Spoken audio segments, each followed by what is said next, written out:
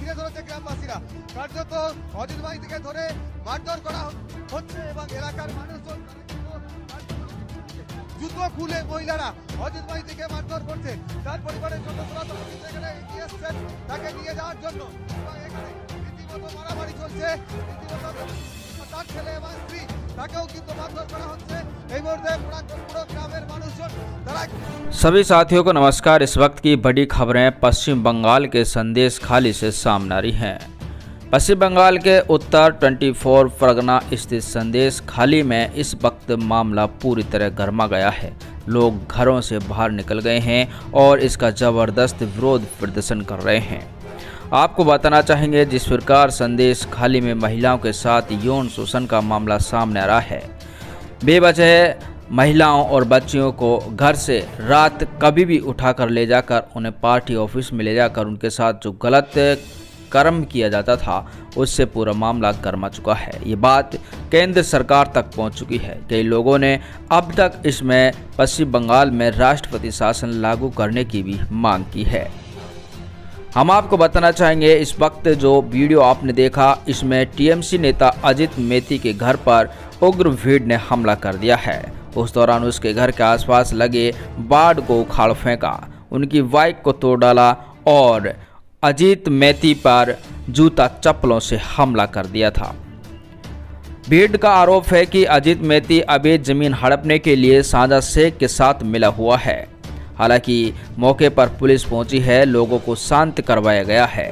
अगर एक और देखें तो उत्तर प्रदेश की पुलिस उन्हीं लोगों को शांत करा रही है और गिरफ्तार कर रही है जो इसके खिलाफ आवाज़ उठा रहे हैं। इससे स्पष्ट है कि ममता बनर्जी की सरकार लोगों की आवाज़ दबाना चाहती है, लेकिन अब महिला शक्ति सड़क पर उतर चुकी है जो कि शांत होने पर नाम नहीं ले रही है।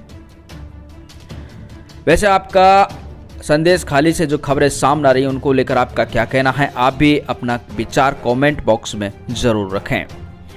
हम आपको आगे इसके बारे में जानकारी देना चाहेंगे। संदेश खाली में स्थानीय लोगों का जो गुस्सा है अब लगातार अपने चरम पर पहुंच रहा है। साजा शेख के भाई के घर में भी आग लगा दी है।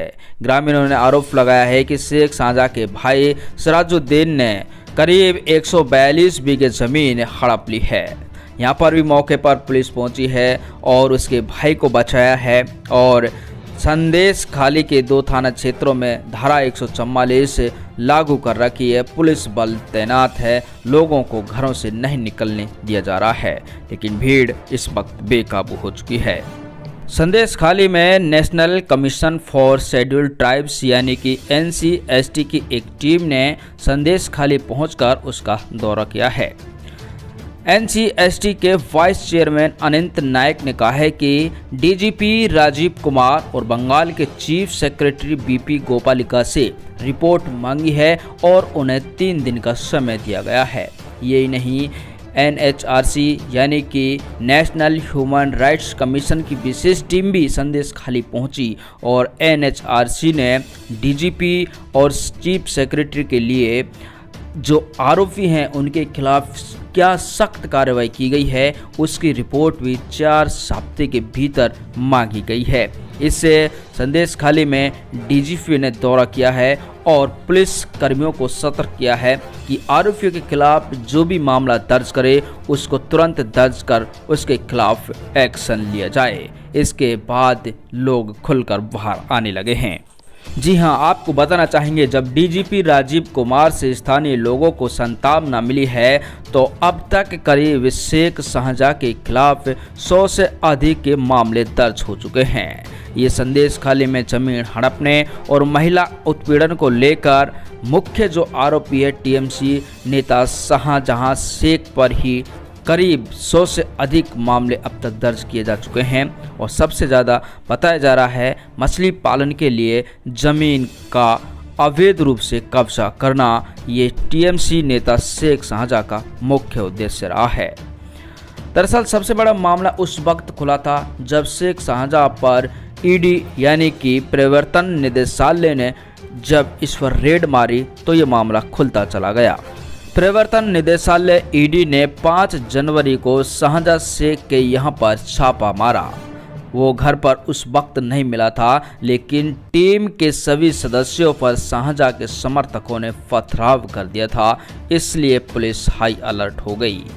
हालांकि उसी दिन से शेख शाहजहां फरार चल रहा है, लेकिन जब ईडी ने शेख शाहजहां के घर छापामारी की थी, तभी से लोगों को जो बरसों से वो अत्याचार सहते हुए आ रहे थे, जो लोगों के मन में शेख शाहजहां का डर बैठा हुआ था, लेकिन ईडी से वो दुम दबाकर छुपकर जब भागा तो लोगों के मन में डर पूरी तरह ख़त्म हो गया और अब उसके खिलाफ खड़े हो गए हैं। जिस प्रकार रात को और कभी भी किसी भी वक्त महिलाएं, बच्चियों, लड़कियों और सुंदर महिलाओं और यहाँ तक कि गरीब की ज़मीन को हड़पने का जो कार्य शेख शाहजहां के द्वारा चलाया जा रहा था, उसके खिलाफ अब लोग पूरी तरह सड़क पर उतर चुके हैं।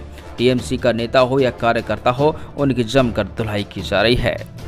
लेकिन ममता बनर्जी की सरकार और पुलिस वहां पर आरोपियों का ही प्रोटेक्शन कर रही है, इसे स्पष्ट देखा जा रहा है। आपको बताना चाहेंगे, जब पीड़ित महिलाओं से संदेश खाली में भाजपा सांसद लोकेट चटर्जी इस समय मुलाकात करने के लिए पहुंचे तो उन्हें पुलिस ने रोक लिया और उन्हें जाने नहीं दिया, यहां तक कि उन्हें हिरासत में लेकर गिरफ्तार कर लिया है। इधर केंद्रीय मंत्री और महिला सांसद का प्रतिनिधित्व मंडल भी जब संदेश खाली पहुंचा तो उसे भी पुलिस ने रोक लिया है, जिससे स्पष्ट है कि पुलिस वहां की दरअसल उन्हीं आरोपियों का प्रोटेक्शन दे रही है, जिनको लेकर ये बड़ी खबरें सामने आ रही हैं। लेकिन आपको बताना चाहेंगे, इसमें अब राज्यपाल ने भी अपनी अहम भूमिका निभाई है। पश्चिम बंगाल में भाजपा प्रमुख सुकांत मजूमदार ने राज्यपाल सीवी आनंद बोस से मुलाकात कर इस घटना के बारे में संपूर्ण जानकारी दी। उन्होंने बताया, जिस तरह एक सांसद के साथ बर्ताव किया गया, इस पर राज्यपाल ने भी चिंता जताई है। उन्होंने बताया कि धारा 144 सिर्फ भाजपा के कार्यकर्ताओं और सांसदों के लिए लगाई गई है, जबकि टीएमसी विधायक 50-50 लोगों को लेकर घूम रहे हैं और शेख शाहजहां और उसके भाई मौजूद संदेश खाली महिलाओं और लोगों को अभी भी टॉर्चर कर रहे हैं, जबकि संदेश खाली में मौजूद शेख शाहजहां को अब तक गिरफ्तार नहीं किया गया है, जिससे स्पष्ट है कि बंगाल में ममता बनर्जी की सरकार आरोपियों का ही प्रोटेक्शन कर रही है, न कि उन्हें गिरफ्तार की जा रही है। हालांकि केंद्र सरकार तक जब मामला पहुंचा है तो प्रधानमंत्री नरेंद्र मोदी को लेकर भी बड़ी खबरें सामने आ रही हैं। प्रधानमंत्री नरेंद्र मोदी पश्चिम बंगाल में 3 बार रैली करेंगे, जिसमें सबसे बड़ी रैली 6 मार्च को उत्तरी 24 परगना के बारासात में होगी, जहां पर संदेश खाली के मौजूद महिलाओं की रैली को संबोधित करेंगे और संदेश खाली की पीड़ित महिलाओं से मुलाकात करेंगे। देते रहेंगे ताज़ा खबरें, बने रहिए S24 न्यूज़ के साथ।